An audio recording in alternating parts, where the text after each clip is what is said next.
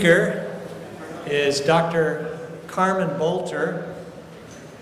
Carmen's been coming to the CPAK conferences for a couple of years and helping us on the film side and telling me about her work, and it's really fascinating.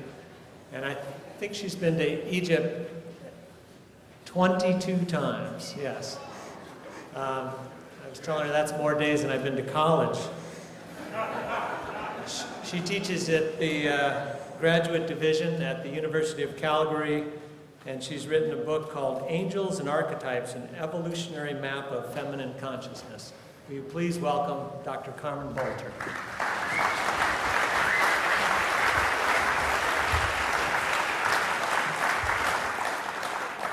Thank you, Walter. I'm delighted to be here. What I'm going to do today is show you some things that are hidden in plain sight about symbols of the sacred feminine in ancient Egypt.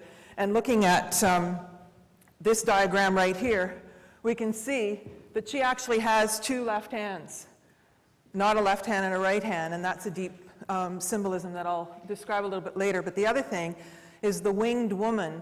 The thing about a bird is a bird can walk along the ground and fly in the sky, so it's a symbol of high levels of consciousness. And then what we see is she's got a feather on the top of her headdress, and this is Mot, and it's the feather of truth. And when a person died, their heart would be weighed against the feather of truth.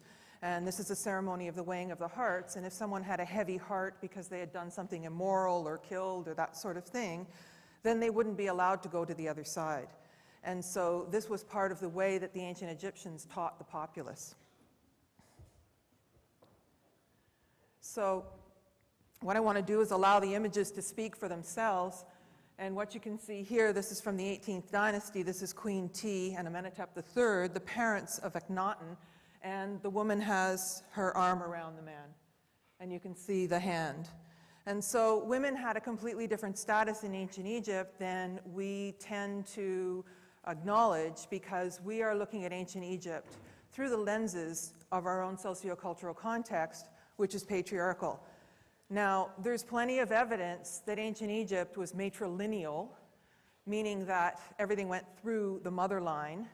The next pharaoh in dynastic times, which were patriarchal times in Egypt, had to marry the daughter of the present pharaoh, which indicates that they knew mitochondrial DNA. And I'll say more of that as we go along. But looking at matriarchal cultures, which is the subject of my book, means that we have to look much, much farther back. And 3113 BC corresponds to the beginning of the Mayan calendar, which is also the patriarchal era. The Bible tends to want us to think that we're 6,000 years old, and yet the mysteries go way, way, way, way back. Now, most sacred sites are built on top of other sites. Most churches are on top of pagan sites. And so there's layers and layers and layers. But what we find is that the oldest layers are the megalithic ones, and the newest layers are the less sophisticated construction. So if we can tune ourselves to look with different eyes, then we can start to see other images. Now, again, you see the woman with her arm around the man, and the left foot is slightly forward. Now, a lot of people think that matriarchy is the opposite of patriarchy, and that's not the case. So many people are afraid that if we have a matriarchal culture, then the women are going to dominate the men and do that sort of thing. And that's not the answer, because basically the matriarchal concepts are about balance. It's not about domination in any way. And so it's, as you can see, the left foot is only slightly more forward, which means that we're leading slightly with the symbolic and the things that we can't see. Now, one of the mandates of patriarchy is that if you can't see it, it's not there. And yet there's all these worlds of the invisible that give us the strength of consciousness that we're really not supposed to talk about in this time frame. So again, big step, small step. So the image on the far left has got the feet balanced. And then the image on the right has got a slight foot forward, left foot forward, and then the man has got a larger foot forward. So if we start to think of this symbol and make sentences out of what you see, and you see that the arms of each of the goddess figures on either side are around the masculine, then we see that there's the support of the feminine consciousness and that the masculine is actually looking to take a step into that. Now, another thing that we can look at is the way the crowns are. That crown is actually the shape of the thymus gland. So the Egyptians were very focused on procreation. And so Freud came along and said it was penis envy, but really it's procreation envy. So the idea of how we recreate was very important to the ancients. And so there's encoded symbols in the hands and feet, and a lot of people say that the Egyptians really didn't know how to do their sculptures and they were making mistakes, but there's really something in a coding. And I often think, if it was us, and I really do think that a lot of this is a reincarnational thing, and that it was us, and that we were leaving symbols for ourselves when we knew we were going to go into a totally dark age. How would we leave these symbols? What would we leave for ourselves to interpret? And the other thing is we keep getting told the same old story over and over again, and that becomes like propaganda. And so how can these pure symbols be sitting right there and we miss them? And just like the figure ground drawings, once you see what the hidden code is, then you continue to see it. Okay, so here again we have two right hands. And again. So if you take two people and each person takes a hand, then often your hands can be replicated that way. So it's kind of tricky to play with it.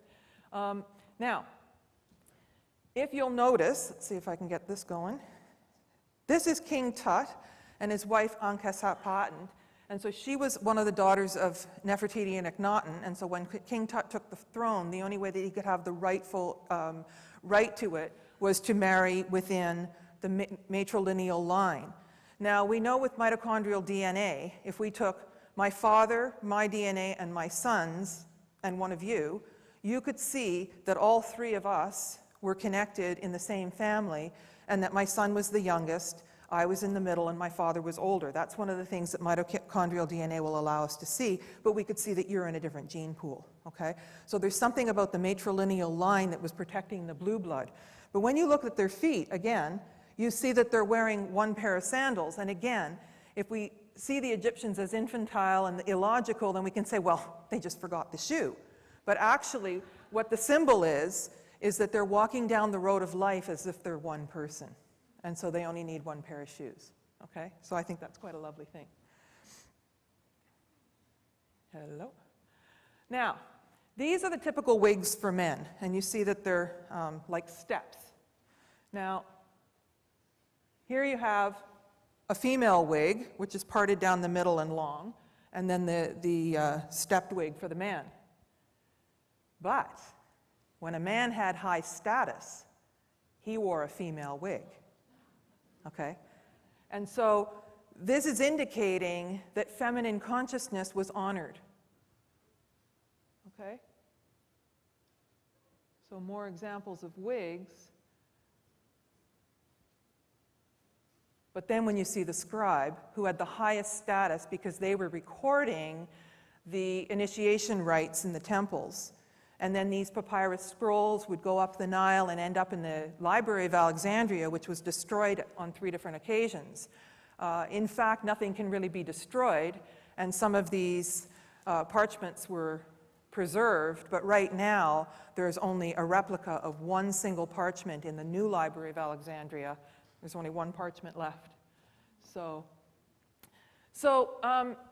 there are many symbols of the goddess with animal heads and also of gods and human bodies. Now, Graham Hancock has talked about terianthropes, half animal, half human, and he also talks about hallucinogenic plants and ayahuasca that take you actually into another dimensional sphere. And when you go into the 4th dimension, you end up seeing animal-headed gods, so that this was another symbol of departing from this reality. So pretty much everything in Egyptian mythology is about not really being here. And I'll show you other things about that we're here on Earth, but we don't really belong here, that we actually come from somewhere else. And then the animal totems, as you'll see in shamanism, provide characteristic features. So Sekhmet was the assertive and aggressively protecting her young and saying, that's not okay. And in some ways,